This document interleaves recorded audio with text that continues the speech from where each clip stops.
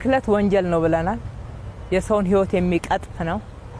ስለዚህ ህግ አውጥተናል። ህግ ቀድሞም ነበረ ለማስፈጸም በትክክል ያልተቻለበት ብዙ ምክንያት ባይገባንም ነገር ግን ለማስፈጸም በጣም ቀለል እንዲል ዝርዝር ደንብ አውጥተን ብክለት መከላከል እንድንችል የከተማችን የፍሳሽ ማስወገጃ መስመር ከፍተኛ ችግር ያለበት ነው።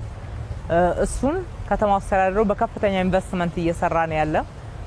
እሱ አልቆ ሁሉም የከተማው ፍሳሽ ኔትወርክ እስከሚገባ ድረስ ከየቦታው በሴፕቲክ ታንክ ፍሳሽ ማስወገድ ያስፈልጋል። ይሄንን የከተማችን ነዋሪዎች አደራ ነው የምላችሁ። ይሄንን ህግ በመፈጸም ህጻናቶችን እንታደግ።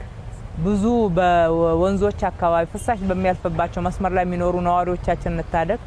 በተለያየ መንገድ በከተማ ግብርና የሚቀርቡ ምርቶችም በዚህ እየተበከሉ ስለሆነ ይሄንን በመታደግ በኩል በጋራ እንስራላለሁኝ።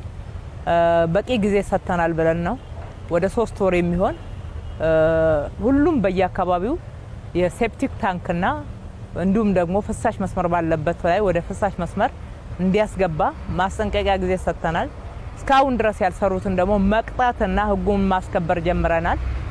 ለኛ ዋናው ጥቅም የሚሰጠው ቅጣቱ አይደለም፣ ፍሳሹ መወገዱ ነው። የምንፈልገው ፍሳሹ እንዲወገድ ነው።